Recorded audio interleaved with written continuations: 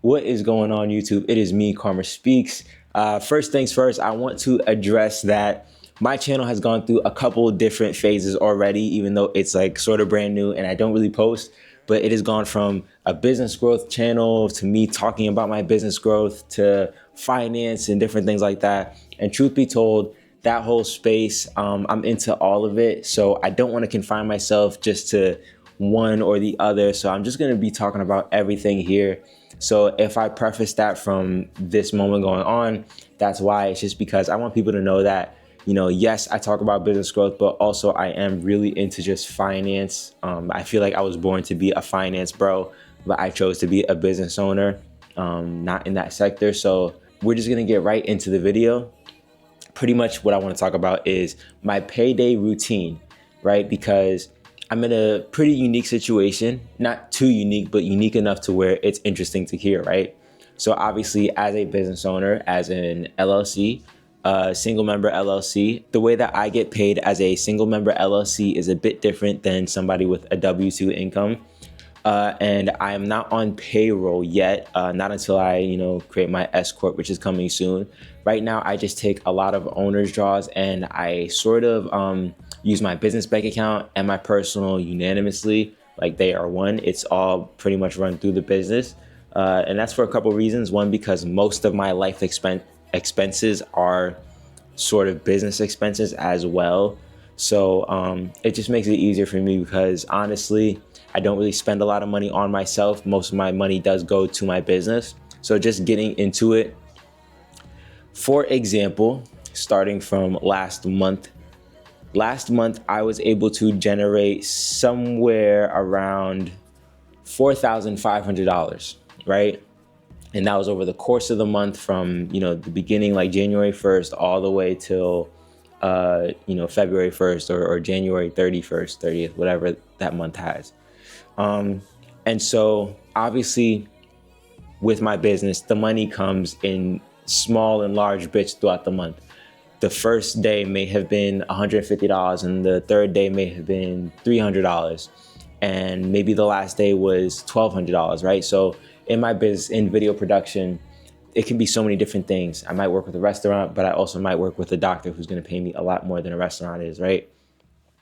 So the way that I get paid is really a bit odd, and I'll show you in this spreadsheet that I made. But pretty much my first payment, which was on the 7th of the month, was $350. The second payment, which was also on the 7th of the month, was $175. The 10th of the month was $200. The 11th was $325. The 14th was $225. The 15th, $150. 17th was $225. So on and so forth. And then I think towards the end of the month, I had a pretty big payment of $1,600, which was the 28th. So that's what really brought that number pretty high out of my business income. And that actually was supposed to be a bit earlier in the month, but I think that shoot got rescheduled and moved back a couple times. There was actually supposed to be an additional shoot that I had in February that was supposed to be then, but that's pretty much the way that my income is structured. It just kind of comes in, small bits throughout the month. Now, the way that I budget, it's pretty easy just because my brain is wired like that. And honestly, with these budget videos, sometimes people neglect to mention how certain people have different outlooks on life, certain people desire different things, and certain people live different lifestyles. As somebody that doesn't come from much at all, it's very easy for me to live off of nothing, and it could be attributed to my parents and how they raised me, or it could be a sort of scarcity mindset where it's like, I don't ever want to lose what I have. But no matter what it is, the fact of the matter is that I don't really spend a lot of money. Most of my money is saved. Out of that $4,500, I maybe saved like $3,000. I spent $1,500 on, my living expenses, and then the rest was straight up saved. And the way that I do it for me personally is I look at the things that I need to operate my business and what I need to live a life.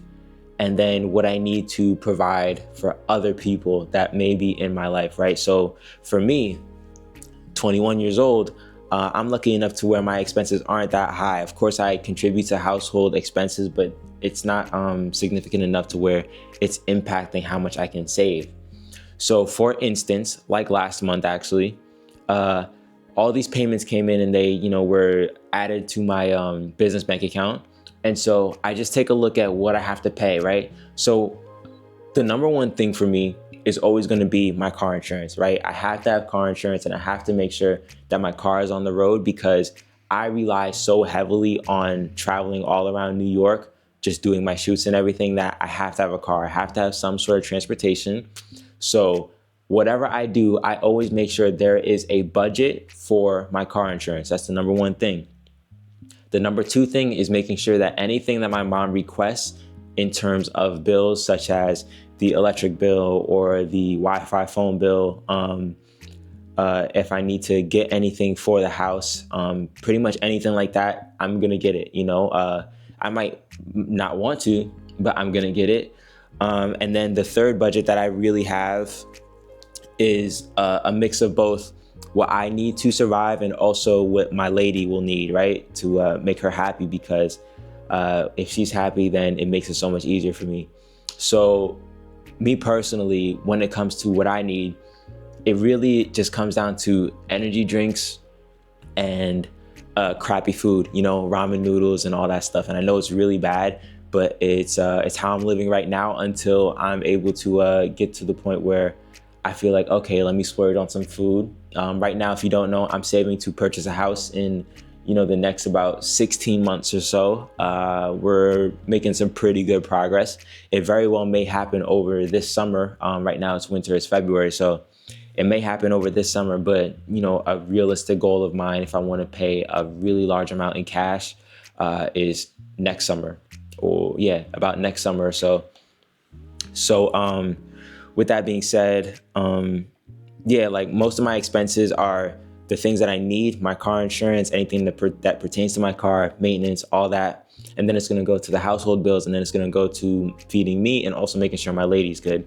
So that'll just be, getting her whatever Starbucks or whatever. And with that is also why I'm so frugal with my money, is because I know if I was splurging on myself and I had to splurge on her, or, I had to feed her or do anything for her, then I'd really be left with not much, or I'd be overspending, Let me not say I'd be left with not much, but I'd be overspending.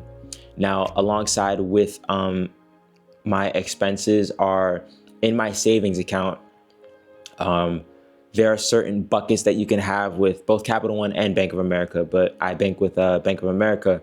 So with Bank of America, you can sort of create buckets to allocate your funds to certain things. So right now, I also have a bucket for the house, and I have a bucket for taxes. So at the end of the year, when it's time to do taxes and everything like that, and it says that I made whatever, $60,000, $70,000, and I have to start to calculate all my taxes and everything, I want to have about 30% saved up for taxes. That's pretty much what I'm expecting to pay. Maybe not. I have a decent amount of write-offs, but not enough to really pay nothing in taxes, for next year at least, just because I am saving and keeping everything pretty cash heavy. But other than that, that's really it when it comes to my payday routine.